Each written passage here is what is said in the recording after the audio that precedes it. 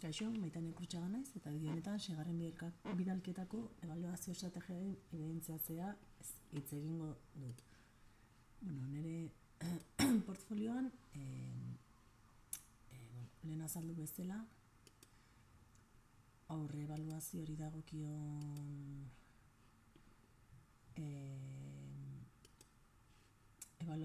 hasierako ebaluazio aurre ezagupen horien aurre ebaluazio horien ebidentziazio bezala edo ebaluazio hau eta ikasleen ezagupenaz zeintzu diren identifikatzeko kajut bat planteatzen dut, eta honek erakutsiko diana oinarrizko ezagupen horiek badituzten. Aipatu bezala lauea eta ikusteko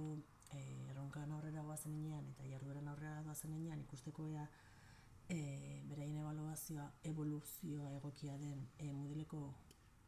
txostena baliatuko dut, eta bertan aztertuko ditut agerraldiak, jarduera, osaketa eta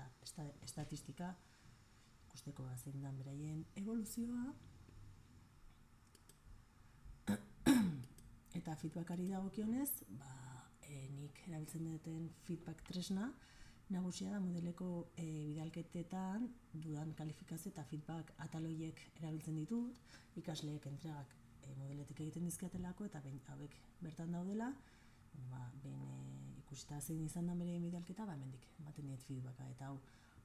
oso baliagarria egiten zait, momentuan ikusten dutelako eta gainera hor idatzi zute eta nahi duten momentuan